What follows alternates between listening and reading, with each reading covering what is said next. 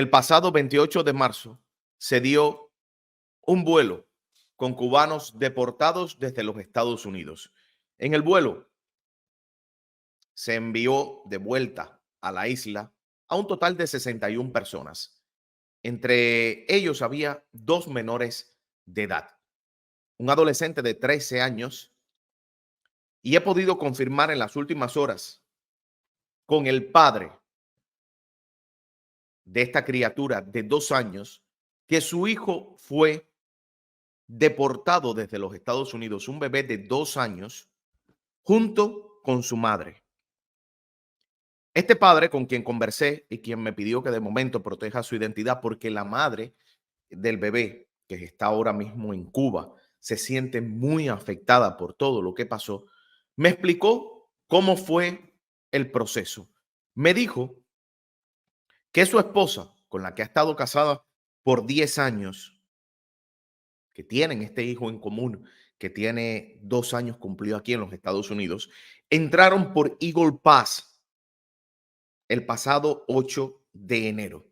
A ella la liberaron con un parol y tuvo que ir a una entrevista de miedo creíble en la oficina de Houston. Dicha entrevista de miedo creíble con un oficial de inmigración, ella la falló. Esto, cuando recibe la respuesta, pues ella pide ir ante un juez. Este juez ratificó que había perdido su miedo creíble y le firmó la orden de deportación. Este padre me dice que esta madre con su bebé no tuvieron vida desde que entraron el 8 de enero. Con las llamadas de ICE, el proceso de presentarse a ICE, incluso con un GPS en el pie, monitoreando dónde ella se encontraba en cada momento y las llamadas. Este padre le aplicó un paro a la deportación. Esta joven tenía que presentarse con su bebé a ICE el 28 de marzo. Le adelantaron la cita y el 27 de marzo en Houston fue detenida, fue arrestada y el 28 de marzo enviada a Cuba. En Houston la montaron en un avión y de ahí la enviaron a Miami y luego a Cuba. Ella se encuentra evidentemente muy afectada por esta situación, me cuenta el padre, quien me confirmó todo el proceso. El padre, que es un joven cubano, quien entró con I-220A, me dijo que él tuvo momentos de felicidad durante estas semanas que pudo estar con su hijo porque él salió de la isla y lo dejó con varios días de nacido. Ahora aquí en el territorio de Estados Unidos pensaba que podían legalizarse. Ella había salido liberada con un parol y falló en su entrevista de miedo creíble y fue deportada con absoluta rapidez hacia Cuba. Una situación muy triste, una situación para esta familia, me asegura este padre, que es desesperante. Yo estoy aguardando que me den las declaraciones, que decidan hablar sobre todo este proceso y que nos habla nuevamente, número uno, de la entrevista de miedo creíble y lo importante que es la entrevista de miedo creíble. Número dos, nos habla de, evidentemente, cuál es la estrategia que tiene la administración, que tiene el gobierno. Ni esta madre con su bebé de casi menos de 2 años al nacer cuando entraron, ni tampoco la otra familia con el adolescente de 13 años que van a escuchar su testimonio, son prioridades de la deportación. Sin embargo, terminaron siendo deportados. Nos habla también cómo en un contexto donde hay más de 45,000 cubanos, muchos de ellos criminales que cumplieron condenas en cárceles, no son deportados y están en las calles de Estados Unidos, pues estas familias terminaron siendo deportadas. Y en este vuelo en específico, este vuelo que salió el 28 de marzo, me llama mucho la atención que por primera vez hemos asistido a la deportación de familias cubanas. Pero qué novedad que los deporten. Cada país tiene sus leyes, que no las respeten es diferente. Estamos hablando de que sí hay una novedad, Gaby. En primer lugar, hasta el momento, familias cubanas deportadas que estaban aquí en los Estados Unidos, eso no se había dado. En segundo lugar, aquí el tema no es la deportación, es el cómo se realizó la deportación en muchos de estos casos. Y todavía en esta familia cubana que estamos hablando de un bebé, la rapidez con la que se le hizo el proceso entre que entró en enero 8 a los Estados Unidos y el 28 de marzo fue deportada a Cuba. Son dos cosas distintas.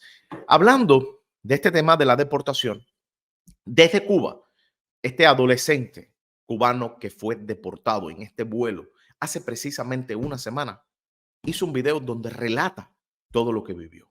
Vamos a escuchar. A decirme que íbamos a ir a Estados Unidos. Yo soy Denis Pico Rodríguez. Cuando yo tenía 10 años, mis padres hablaron conmigo para decirme que íbamos a ir a Estados Unidos, un país que tiene muchas oportunidades, para que yo pudiera hacer mis estudios allá, para poder tener una carrera, para seguir adelante. Cuando llegamos allá, todo era muy tranquilo, todo estaba bien. Íbamos a las citas de inmigración, todo bien para que no pasara nada, todo. Y en una de esas citas eh, pasa lo que les voy a contar en unos momentos. Este es el joven En la cita que fue de deportado inmigración, junto con su familia, una familia que tenía todo su proceso, pues, en corte, estaba siguiendo, cometieron el error, y ellos lo saben, de no asistir el mismo día que tenían la corte, a la corte, asistieron 2 horas después, llegaron 2 horas tardes, porque ese día fueron a la cita con ICE. Una confusión les costó la deportación y ellos en estos momentos, pues junto con su abogada Grisel Ibarra, están luchando a ver cómo pueden volver a los Estados Unidos a seguir con su proceso porque tenían apelaciones interpuestas. Y nuevamente volvemos al punto, esto hasta el momento no se había dado una familia con su proceso abierto que fuera deportado. A mí me parece muy importante también la parte en la cual este joven narra cómo los oficiales de inmigración, como si ellos fueran unos criminales, estamos hablando de que hay una diferencia muy grande entre tú fallar y no presentarte a la hora en tu corte de inmigración al tú ser un criminal convicto. Esta familia tuvo que dormir en la habitación de un hotel con oficiales de inmigración sentados frente a ellos. Un tratamiento que viola el derecho que tienen cada persona, cada individuo. Además de que, como asegura su abogada, se les ha violado el debido proceso porque había una apelación interpuesta. Vamos a escuchar cómo este joven lo narra. para sentarse adentro de la habitación con nosotros, para vigilarnos cuando estábamos durmiendo. Entonces ya ahí, ya nos vamos a ir a dormir y ellos entran para la habitación, se sientan ahí vigilándonos a nosotros adentro de la habitación cuando estamos durmiendo.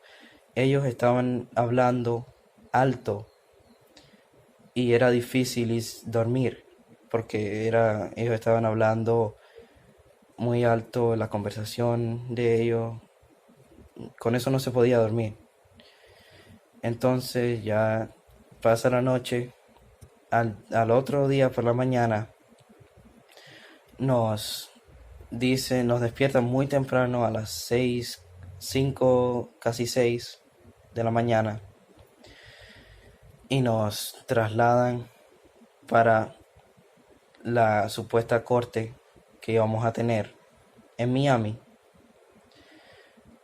De ahí nos trasladan para el lugar, era un edificio, nos trasladan para ese lugar.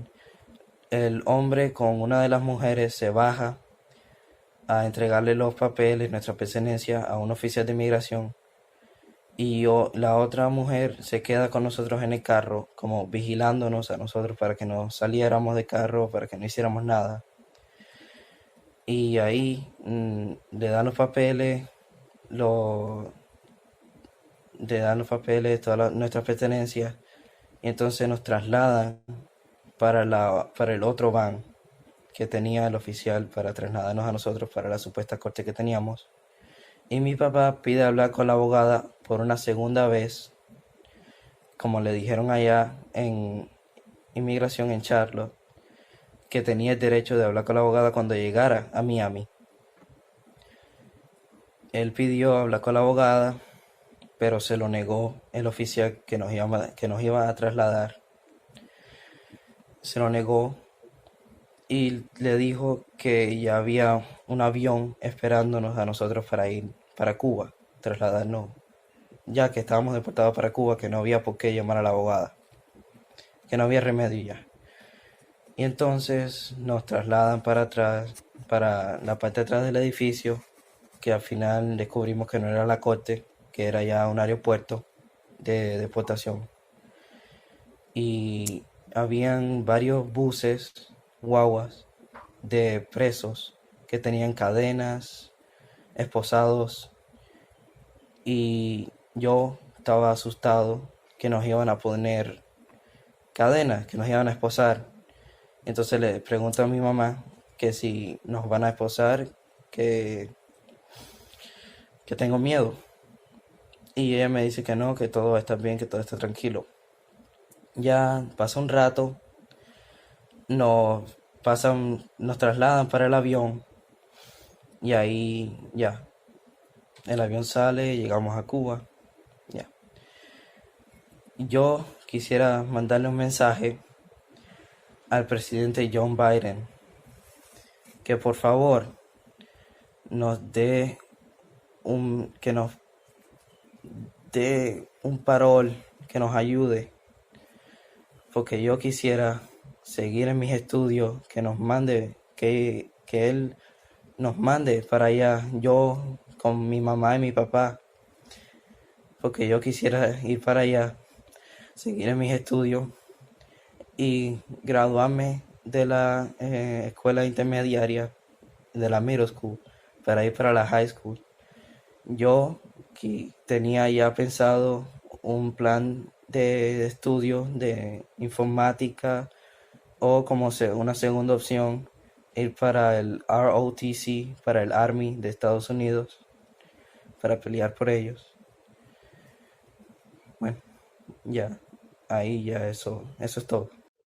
Aquí estaba el testimonio de este adolescente cubano. Repito, él fue de los deportados junto con su familia. En este caso, estamos hablando de, según el testimonio que da ellos y según lo que nos ha explicado su abogada Grisel Ibarra, que se les ha violado el debido proceso. Incluso el tema no es, fallaste a la corte, tuviste la orden de deportación, el juez entendió que no tenías una causa razonable para fallar. Ellos llegaron 2 horas tarde porque habían ido en una confusión a la cita con ICE. Esta familia, pues, tuvo su orden de deportación final. El tema es el cómo se manejó nuevamente esta deportación, donde no se les permitió llamar a su abogado, donde aseguran que se fueron montados en el avión desde el engaño, diciéndoles que sí iban a poder hablar con la abogada, que iban a ir a su cita con ICE, una cita. Ellos habían ido este propio año y les habían puesto una cita para dentro de un año. Hace unos días recibieron una llamada que se presentara nuevamente una cita. Ellos, siguiendo el consejo de su abogada, van a la cita. Hay una apelación interpuesta en el medio. La abogada jamás se imagina que van a terminar deportados y es la preocupación que tiene. ¿Cuál es el mensaje que se envía cuando tú tienes a alguien que está en un proceso abierto, que tiene su abogado y termina en cuestión de horas enviado desde Carolina del Norte hacia Cuba, estando en Miami y en Miami teniendo que ver cómo duermen dentro de una habitación con funcionarios de ICE como si se fueran a escapar? Así que eso es lo que está sucediendo. Vamos a estar pues siguiendo todos estos temas. Evidentemente, hemos visto en este caso de este bebé que fue deportado, en el caso de esta familia, tenemos al menos 5 personas de este grupo de 61 que fueron enviados y el testimonio de este adolescente, también lo que nos dijo el padre de este menor